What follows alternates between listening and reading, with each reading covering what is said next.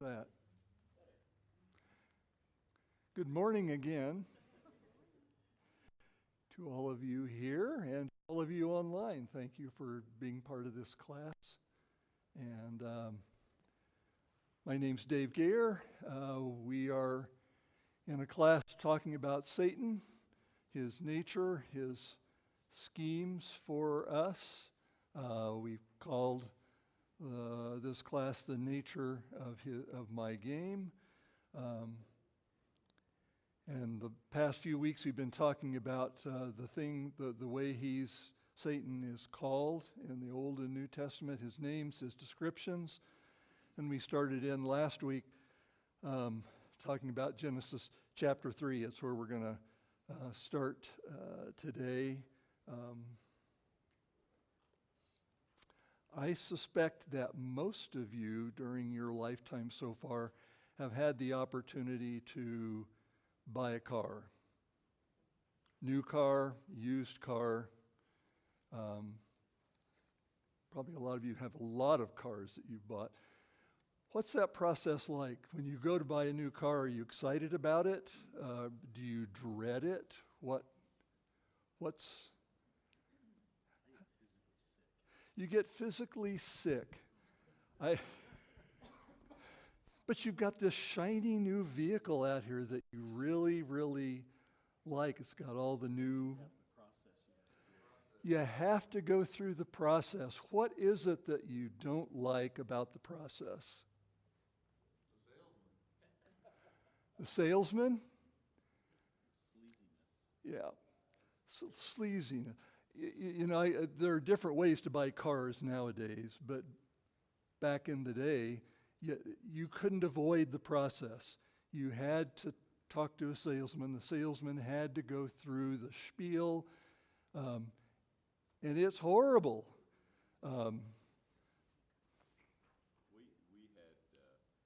wonderful experience buying a car when we got to Utah. So you had a wonderful experience. We did. Lee Childress was our salesman, and he had so many different jobs, but he said, I've always wanted to be a car salesman. Just see what it's like. And he was like salesman of the month for Larry H. Miller Chevrolet for several months. And after he'd done that, after he'd had that experience, he quit.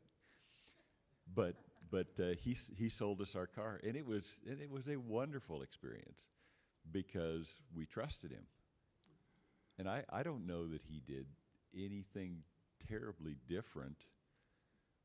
He even had to clear it with the Wizard of Oz behind the curtain. Mm-hmm. But he has to go away and come back. Yeah. But we had faith in his treatment of us and the relationship, and so but generally I'm with everybody else. I feel bad for the sales guy because often he's young and doesn't know a whole lot about the vehicle. Doesn't know what his maintenance record is and so forth. He's just there to make the sale and make the commission.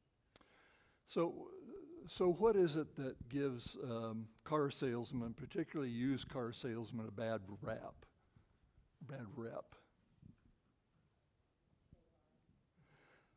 They lie. Okay, they exaggerate. What they tell you about the vehicle may not necessarily be true, especially if they don't know about it. The hard thing about dealing with the salesman is he wants to make a sale. Okay. And he's going to cover up all the bad. He's going to try to make everything look good.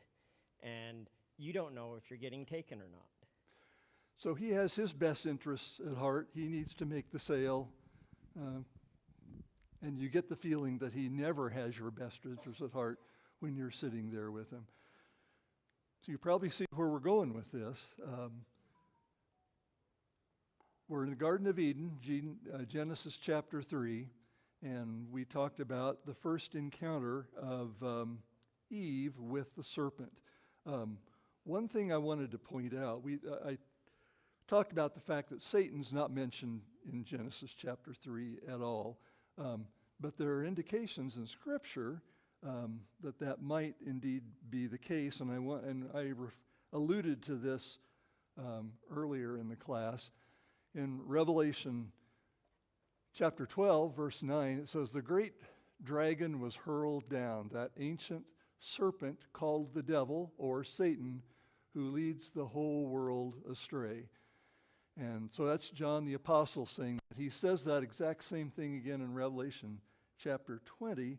We had another verse from 1 John that somebody quoted last week or the week before. It said the devil has been sinning since the very beginning, the one who leads the whole world astray. So based on that, you could say that the dragon is the same thing as the serpent, same thing as the devil, same thing as the Satan. As Satan, which is, now we pointed out that Revelation sometimes is full of allegory and metaphor. So I'm not here to argue that. I'm just saying that there is, you might see some scriptural reason to equate the serpent in the garden with Satan. So, what's the first thing? We're in Genesis chapter 3. What is the first thing that the serpent says to Eve? How does he begin this conversation? She's not frightened of the serpent. Things, as Leanne pointed out, were different in the garden back then. Serpent probably looked different. What does the serpent say to Eve?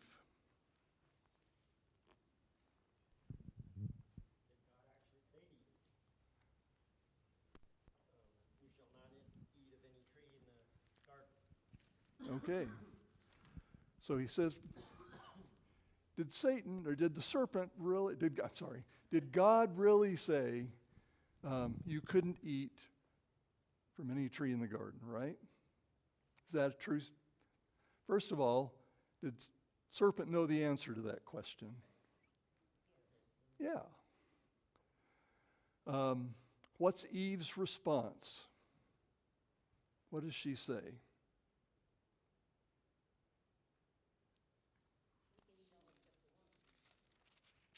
Okay, so pretty correct translation of what God had said, right? We can do anything we want except for this one tree. Can't touch it. Or what happens? Okay. So, what is what's the serpent's first response to that?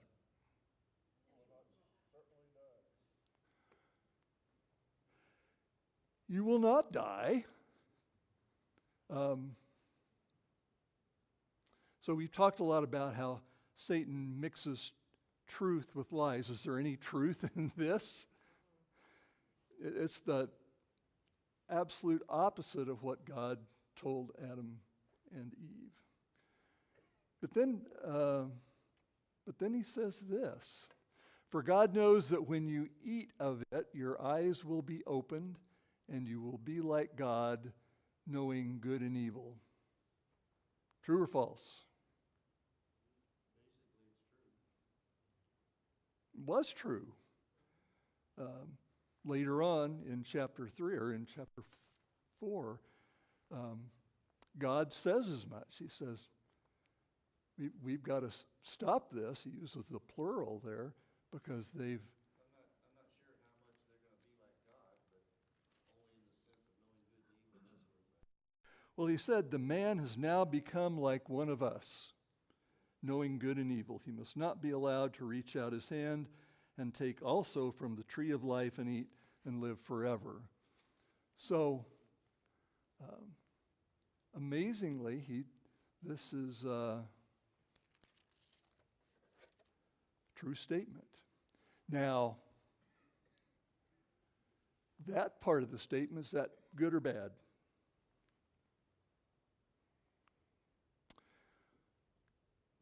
God said, what's that? Okay. God said you can't do it because don't want you to know good and evil. It's interesting that a lot of people will go to something that tells them this will make you like God, or this will make you a God, or you will, people want to be God. And one of the major religion here says exactly that to its congregants, that you will be God. So what's Satan's strategy here? What is his game with Eve? What is he doing? He's trying to get her to trust him. Okay. Like when Jesus healed the bride. Okay, so, and there's some relationship to what happens later between Jesus and Satan and what's going on here. But yeah, he wants Eve to trust God less and to trust what he's saying more. What did you say, Rita? I'm sorry. I said he makes things look good. He make things look good. One of the things that he's trying to plant is that God's withholding something good from you. God is good, but he's not letting you have all the good. He's holding back from you. You can't trust him because he's not letting you have this thing that Okay. he's withholding. Okay, so he's giving you a lot of good, but he's holding out. Okay, he's so a whole bunch of stuff here. He's raising doubt in her mind. He's making bad look good. And he's raising conflict where there was none before. I mean, there was, and so he's, this is his scheme, and he's saying, essentially, there's something good here. You've got a lot of good, but there's something really, really good here that you're not allowed to have, and you're entitled to it. And he doesn't want you to be like him, because this will make you like him. And so we know what happens. Eve says, okay, so in addition to all, why did she finally take the fruit that she wasn't supposed to eat, and why did she eat it?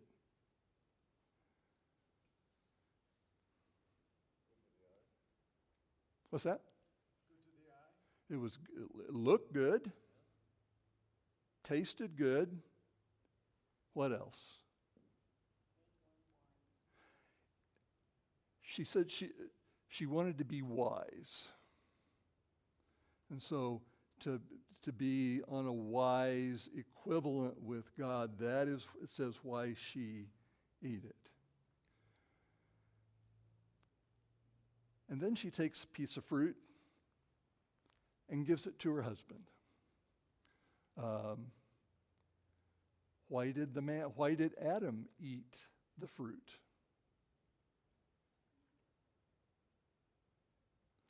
Who was he trusting? Yeah. Well, that's a good point. She ate it and she wasn't dead yet.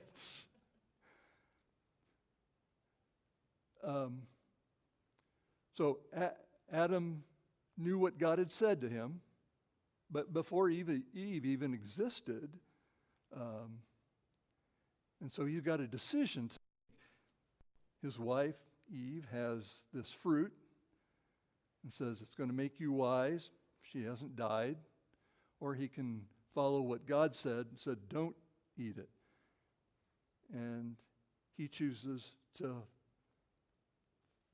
follow what his wife says. And so a whole bunch of stuff happens after that calamity to them, to mankind. and we get a lot of insight into how Satan approached mankind even from the very beginning. Next, we're going to go to 1 Chronicles, but before we do that, I told you last week there were two passages that we're really not going to talk about, but I feel like I ought to bring them up in the Old Testament. And they both talk about, and they give us a little bit of nature. We haven't talked almost anything about where Satan came from, what his origins were, what his relationship with God is, and it's a little fuzzy for us. But I did want to just at least bring these up because I felt like they were at least a little bit appropriate. In Ezekiel chapter 28, there's a long passage that describes the King of Tyre, who apparently wasn't a very good ruler, wasn't a very nice man. And here's what Ezekiel has to say, partially, about the King of Tyre. You are the model of perfection, full of wisdom and perfect in beauty. You were in Eden, the garden of God. You were blameless in your ways from the day you were created till wickedness was found in you.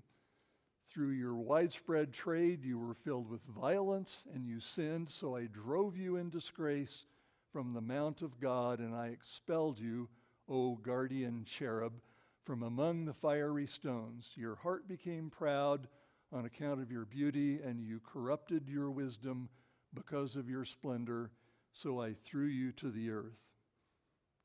Now, there are two big schools of thought regarding this passage. One is it's entirely about the King of Tyre and about how he started out good and then became entirely corrupt. It's hard to reconcile that with the passage that says you were in Eden, the garden of God, but that could be an allegory. There's a lot of allegory in the Old Testament, a lot of metaphors that refer to things that were happening present and the things that were going to happen later. Certainly there are a lot of metaphors for Jesus in the Old Testament. But there are one school of some biblical scholars think this is also a reference to Satan's relationship with God from the very beginning. I'm not going to answer that question because I don't know. But I thought I at least needed to bring it up because there's no consensus out there as to what that. There's also another passage in Isaiah, and this is talking about the king of Babylon, and it says there in Isaiah chapter 14, how you have fallen from heaven, O morning star, son of the dawn. You have been cast down to the earth, you who once laid low the nations. You said in your heart, I will ascend to heaven. I will raise my throne above the stars of God. I will ascend above the tops of the clouds. I will make myself like the Most High. But you were brought down to the grave, to the depths of the pit. Same thing applies to this passage. There are a lot of people who think that this also has reference to Satan as well. It's interesting that one of the meanings for the Hebrew word for Satan, we talked about it, meaning accuser and opposer, also means shining or morning star. And so that gives people pause when they read this passage. This one seems like it could be a lot more about a king who started off good and said, I want to be more than what I should, and was taken down by God. So anyway, we're not going to talk about these. I'm just pointing those out to you as things that might describe the relative relationship between Satan and God. 1 Chronicles. So, can you talk about verse 14? What? Happened to the serpent? What Go- happened to the serpent? Go ahead, read that. I can get my eyes adjusted. So the Lord said to the serpent, because you have done this, cursed are you above all living livestock and all wild animals. You will crawl on your belly, and you will eat dust all the days of your life. And I will put enmity between you and the woman, and between your offspring and hers. And he will crush your head, and you will strike his heel. So there were consequences for the serpent, too. And the relationship between the serpent and mankind. And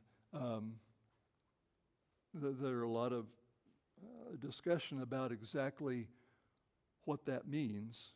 Especially the last part. Yeah. Crush your head, and will strike your heel. Crush your head, strike your heel. And quite frankly, it's probably beyond the scope of this class to go ahead and talk more about what those repercussions were, but there definitely were, and God was able to put limits on that and to affect the serpent because of that. This is a short incident in First Chronicles, but I wanted to bring it up. It's a story on account of David, and in the chapters that precede First Chronicles 21, David's doing very, very well. He's overcoming a lot of his enemies, the Philistines, the Ammonites. And then it says, Satan rose up against Israel and incited David to take a census of Israel. Now, we all know what a census is, right? We all participated in a census. We do that every 10 years here. Used to be you got something in the mail, and now you do it online. Census seems kind of harmless.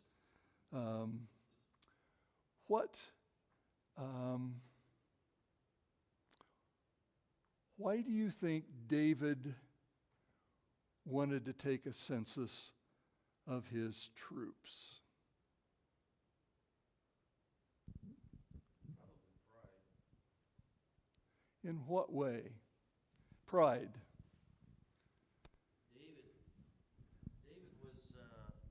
David was the uniter of all the people.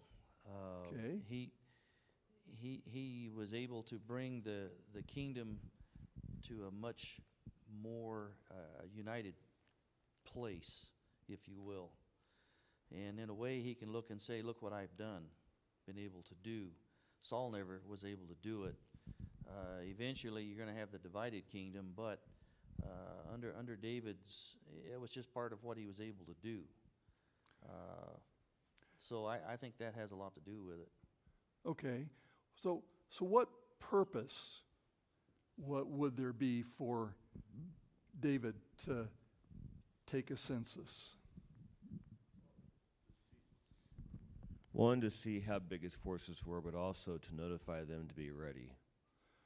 Okay. So it's proving out to be a lack of trust in God, because God through Gideon has already shown that, listen, it's not going to be from numbers, it's not going to be from your own strength, it's because I am.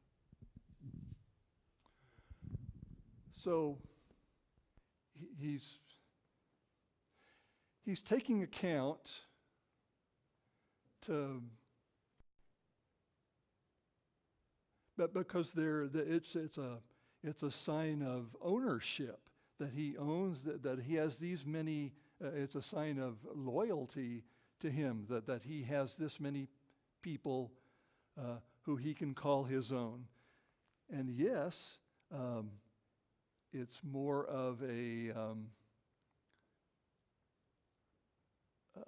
census to bolster his own opinion about what he can do and not rely on God. And that's why Satan came in and said, it's not maybe you need to make sure that you've got enough people. After all, and it is weird because with Gideon, we all know that the number of troops, when you've got God on your side, number of troops doesn't matter at all. The very first verse there in 21, Satan stood up against Israel. So I guess David's plans are to fight Satan, right? Whatever that ends up being. Yeah. It's interesting that the commander of his army didn't want to do it. Joab stands up to him and says, why do you want to do this?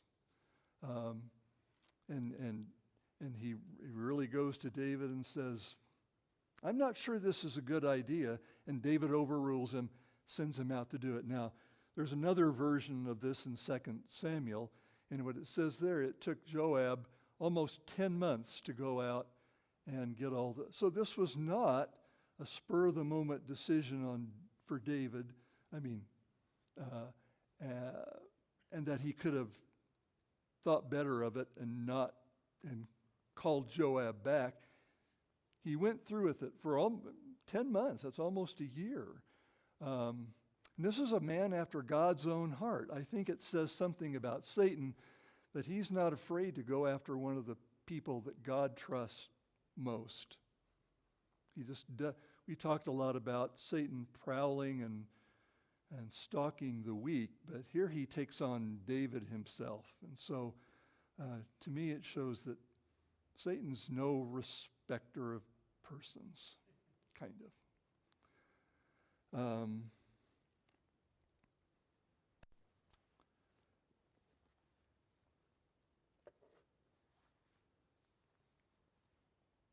So let's talk about one. I'm trying to cover a lot of territory this morning. Let's talk about Job. And this is pretty fascinating. I mean, it's a story you all know, you've known for a long time, talked about it over and over again. But it's a unique encounter between God and Satan. And so I do want to spend a little bit of time this morning talking about that. Job chapter 1, much like the writer of Genesis right at the beginning of chapter 3, he introduces the serpent, and the writer characterizes the serpent right away. Remember what he said about the serpent? He was what? Crafty. Your version may say subtle. So crafty we know. He wasn't making scrapbooks. He was sneaky. But he said, your version may say subtle. When you, in your mind, what does subtle mean? If something is subtle, what is that? Understated. Not obvious. And so something that's not obvious. And so right from the get-go, we characterize the serpent that way. In the first chapter of Job, we characterize this man who lived in this obscure country called Uz. And we know a lot about, from those first few verses, we know a lot about Job. How would you characterize, from those verses, how would you characterize Job? What's that? Very rich. Okay, he was rich.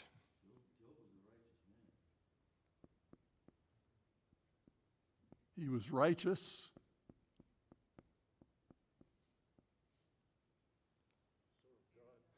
Served God.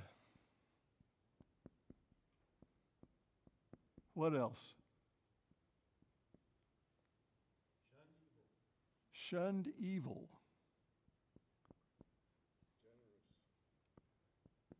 Generous?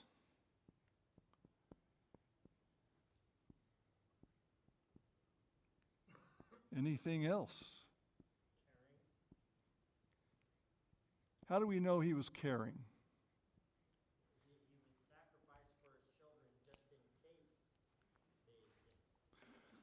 they sinned. And this turns out to be a regular thing, right? It says he did this regularly. He went out and he made sacrifices for his kids, for his sons and his daughters, just in case they sinned. That was in his name. So, or that was one of the things that he just did. So this paints a pretty good picture of who this man Job is. By verse 6, the scene changes. Doesn't say exactly where. It may be in the heavenly realm somewhere, but there's a meeting. Come together. And God is there. It says the sons of God attended. Your version may say angels attended. And it says Satan was also there. Pretty cool. And certainly unique in the Bible. And God addresses Satan. What does he ask him? Where you been? God probably knew where he'd been, but he asked him, he says, where you been? And I find Satan's response interesting. What does Satan say?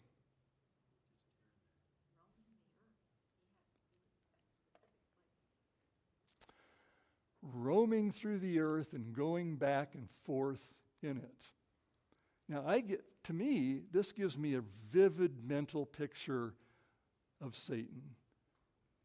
Maybe I'm making more of it. What does this tell you about Satan? Does it tell you anything? Maybe I'm just making it up in my mind.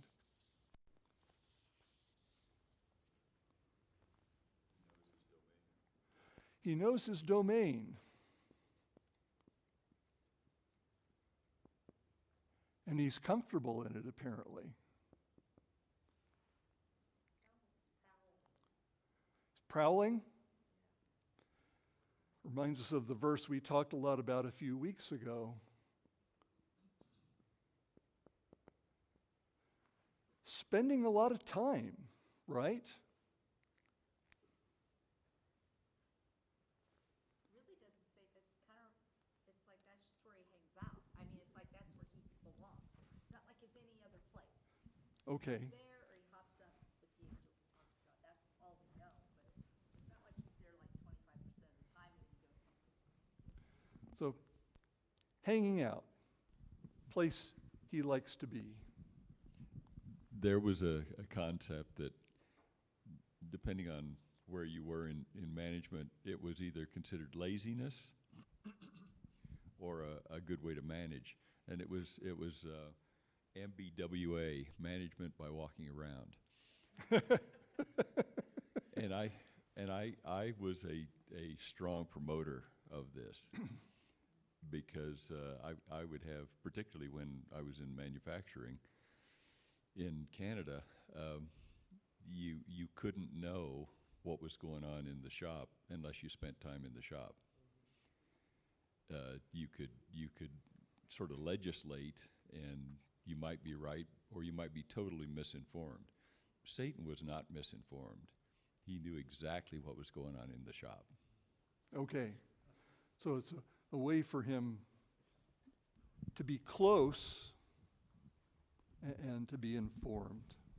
It's also a way, after being confined to earth, to say, to be menacing, to say, you know what? I can make this work. You really want to see, whenever someone gets punished, how many times do they want to turn it back on the person punishing them and saying, I'm fine with this. This is not a punishment. This is, I've always seen this as very menacing. I think it's menacing too. And to me, it's almost a brag. It's almost saying, I've been around the earth and I've done whatever I wanted to do. I can just wander around and and I know my people, and I know them, and I'm just prowling around, stalking maybe. So to me, this says a lot about him. And so then we come to something that I look at as a trial almost. And it has to do with God, and it has to do with Satan. And God's takes part of I'm going to defer to Mark on this, because you're the expert in all things legal, and I want you to talk. Well, maybe that too. So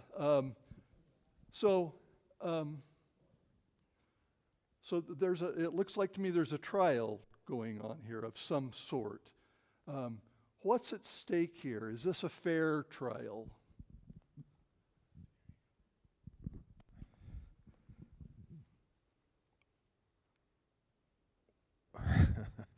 I'm putting Mark on the spot, I know, but I don't think so, because God is, all powerful, all knowing, omnipresent. Satan isn't any of those things. He pretends to be those things or desires to be those things. I think that he thinks he can trip God up and by some way win at least the battle, if not the war. Satan's arrogant, and through that arrogance, and he's won battles, right, with several of God's chosen leaders, the people that if Satan can see into the future, which I don't know, he has a vision of the future. He's full of himself, and so I don't know if that answers your question, but there's certainly I don't know that, I was going to say I don't know if God actively wants to do battle with Satan, but he certainly did with Jesus. I mean, because the prophecy is that the heel will crush the head. So I don't know if Satan's a gnat to God, but he's certainly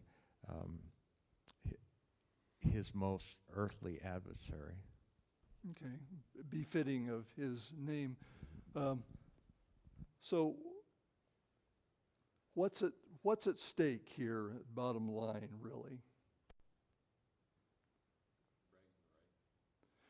Bragging rights, okay.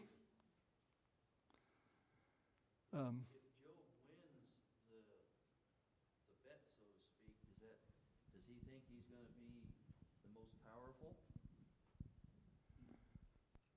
It's hard to know. You say if It's no question he wants to take God's place. he does, he wants to show his superiority, right? So integrity is at stake here in a couple of ways. God puts out a proposition.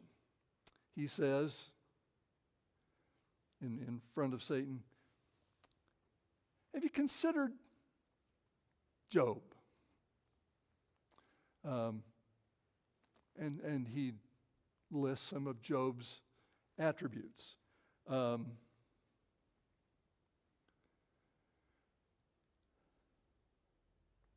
Satan know Job? Absolutely. He knows everything about Job, and he's not impressed. So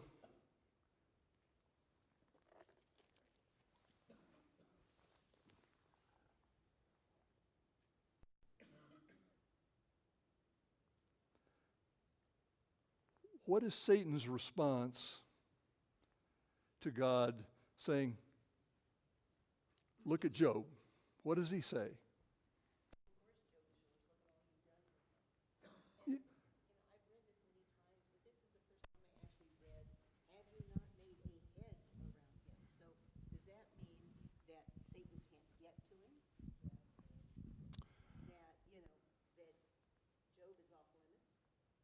Well, let's talk about that. He essentially says, you've coddled him. I mean, why would he not be your man? You've been overprotective. You built a hedge around him. You protected him from bad things. And then he says, you've been overindulgent with him. The quote is, you blessed the work of his hands. Of course he's your man. And I hadn't realized this, but I think it's interesting when he says, you've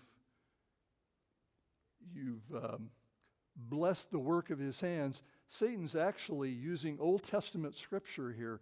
There are a lot of places in Deuteronomy, and I just put one here, where it says, the Lord will open the heavens to send rain on your land in season and to bless all the work of your hands. Those are the exact words that Satan uses, saying, back at you. You know, you've blessed him. You've been overindulgent with him. And so he makes a counter proposition. What does he say? Satan does. Satan.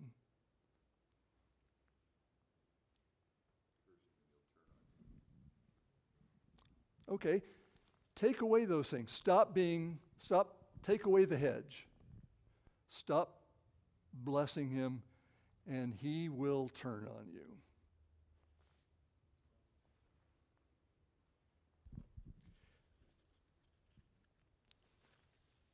As we know from the story of Job, first of all, we talked about, or at least I grew up, we talked about the patience of Job.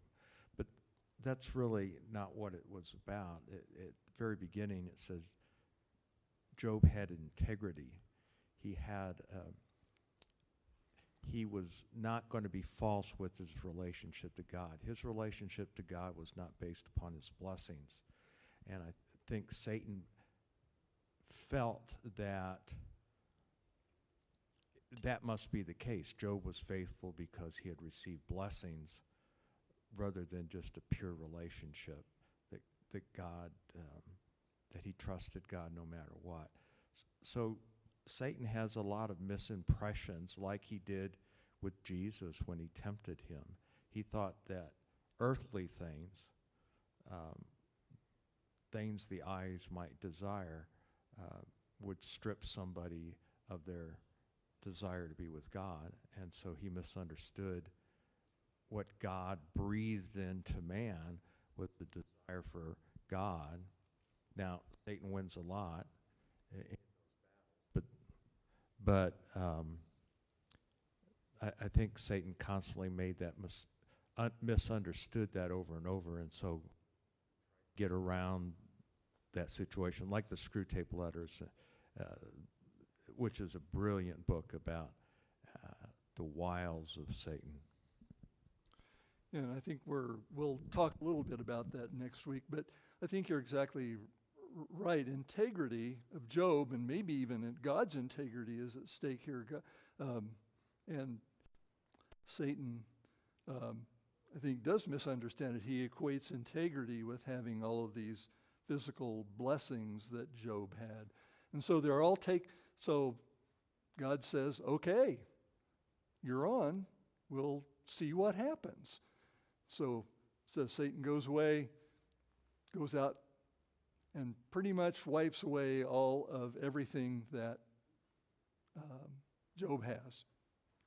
Kids, children, animals, all of his physical blessings that Satan had accused him of buffeting him from not liking, not trusting, not wanting to be with God. We're running out of time. The short version, you know the story.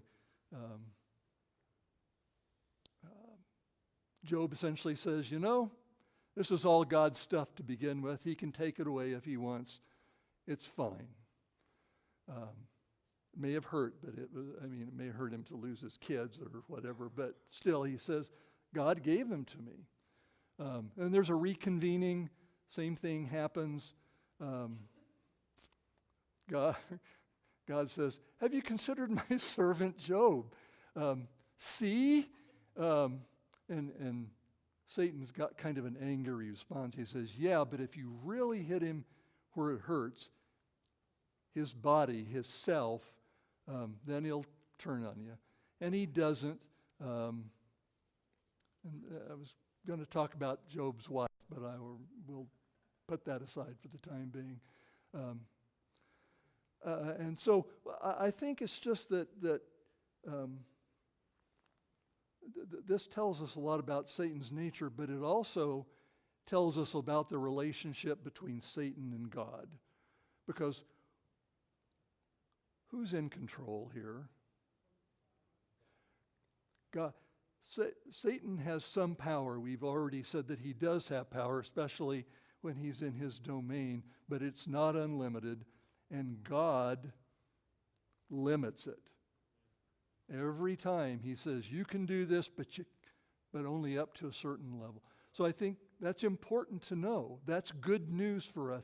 In spite of the fact that Satan is scary and that he has these tactics, the good news is God's more powerful than he is. And we're going to talk more about that next week.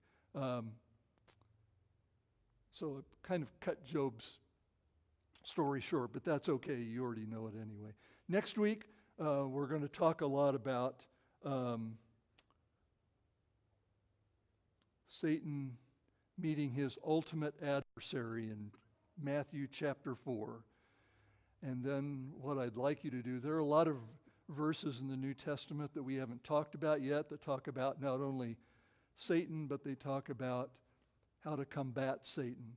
And I really want to talk about how Satan works against us today. Like when you got up this morning, what was his game plan for you? What tools does he have that can affect us every day? Because there are a lot of them. A lot of them are brought out, like Mark said, in the screw tape letters. It's a kind of a primer for that. So that's going to be the last week of our class, kind of a summing up, but it's going to hopefully be a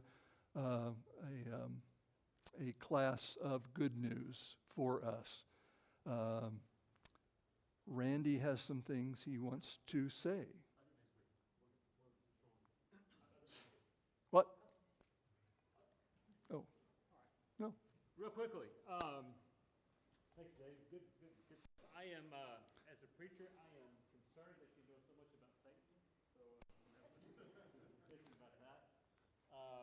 In all difference, Julie Andrews, I had an idea for our class this summer. So I had an idea for our class this summer. Since it was my idea, I was put in charge of it. Teach me to have an idea, won't it? So this summer, the theme is my favorite things. And it's not going to be a class per se, but each week I'm going to interview different people, and I'm going to interview some of you, many of you, about your favorite scripture, maybe your favorite book, your favorite verse, your favorite Bible character, your favorite place in the Bible. And one week we're going to do the Perez family, Roman and Carlos and Danny and their wives, and they're going to answer those questions. We're going to have singles that will be a panel one day and ask that question. We're going to have whole families, mom, dad, and the kids, and we're going to talk to you about your favorite spiritual things. And so be thinking about, it's going to be a cool class, right?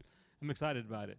So I will come by and ask you for a Sunday for you to participate, okay? And so I'll make it look. I think it's going to be a lot of fun. We're going to have our kids in here, some, and find out even about what their favorite things are spiritually. We're going to have some of our seniors. We're going to have some of our singles and marrieds and everyone up here talking. So we're going to learn about each other, and I think it's going to be a lot of fun. Great. Thank you for your participation. We'll talk about Matthew chapter 4 next week.